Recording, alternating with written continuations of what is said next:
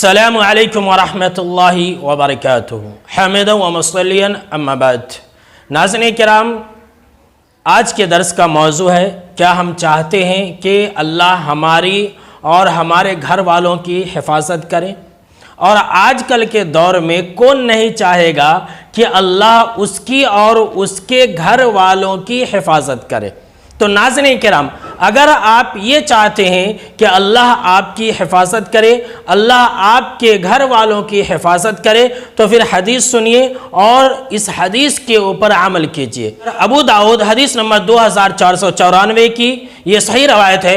ابو امامہ باہلی رضی اللہ تعالی عنہ راوی حدیث ہے، کہتے ہیں کہ آپ صلی اللہ علیہ وسلم نے فرمایا ثلاثۃ کلہم ضامن علی اللہ عز وجل، کہ 3 آدمی ایسے ہیں جن کی حفاظت کا ذمہ اللہ رب العالمین نے لے لیا ہے۔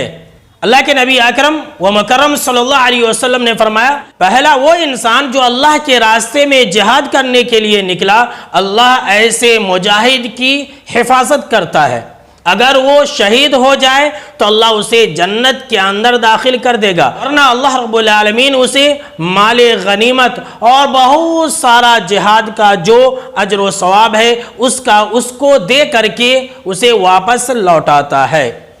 ناظرین کرام، دوسرا وہ انسان جو مسجد کی طرف فرض نماز ادا کرنے کے لیے اپنے گھر سے نکلے۔ حبیب کائنات جناب محمد عربی صلی اللہ علیہ وسلم نے فرمایا کہ ایسے انسان کی اللہ رب العالمین حفاظت کرتا ہے۔ اگر وہ انسان وفات پا جائے تو اللہ رب العالمین ایسے انسان کو جنت کے اندر داخل کر دے گا، یا پھر اللہ رب العالمین اسے اجر و ثواب دے کر کے اس کے گھر کے طرف لوٹا دے گا۔ تیسرا انسان جو ہمارے درس سے متعلق ہے وہ ہے اللہ کے نبی اکرم و مکرم صلی اللہ علیہ وسلم نے فرمایا وَرَجَلٌ دَخَلَ بَيْتَهُ بِالسَّلَامٍ فَهُوَ ضَامِنٌ عَلَى اللَّهِ، یعنی کہ تیسرا وہ انسان جو اپنے گھر میں داخل ہوتے وقت السلام علیکم ورحمۃ اللہ وبرکاتہ کہے۔ ناظرین کرام، حالات کیسے ہیں ہم اور آپ جانتے ہیں کہ آج کل حالات دن بدن بدتر ہوتے جا رہے ہیں، اور یہ جو موجودہ دور کی وبا ہے یہ رکنے کا نام نہیں لے رہی ہے۔ اسی لیے ہم جب کبھی بھی اپنے گھر کے اندر داخل ہوں تو السلام علیکم ورحمۃ اللہ وبرکاتہ کہا کریں۔ لوگ اس بات کو بہت حقیر سمجھتے ہیں، اور بہت سارے لوگ تو یہ سمجھیں گے کہ ہم اپنے بیوی بچوں کو سلام کریں۔ جی ہاں، آپ اپنے بیوی بچوں کو سلام کریں اگر آپ ان کی سلامتی چاہتے ہیں تو، اور یاد رکھ لیں یہ معمولی چیز نہیں ہے۔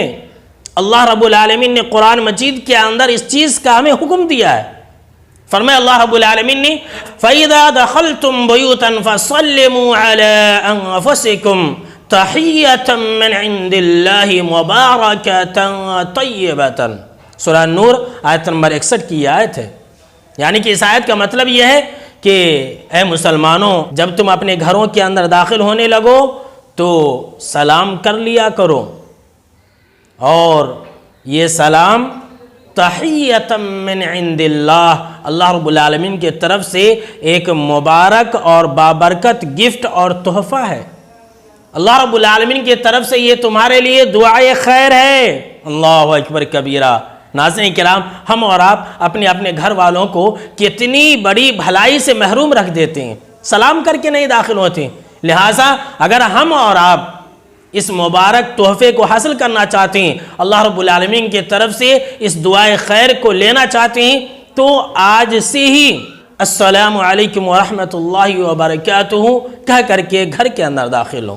ناظرین کرام، یہ جو سلام ہے آپ اسے معمولی نہ سمجھیں۔ اس کا مطلب یہ ہوتا ہے کہ جب ہم اور آپ اپنے اپنے گھروں کے اندر داخل ہوتے وقت سلام کرتے ہیں اور یہ کہتے ہیں السلام علیکم ورحمۃ اللہ وبرکاتہ، تو اس کا مطلب یہ ہوتا ہے کہ اے میرے گھر والوں، تم ذہنی، جسمانی اور روحانی طور پر امن و عافیت کے ساتھ رہو، تمہاری دنیا بھی اچھی رہے اور آخرت بھی اچھی رہے۔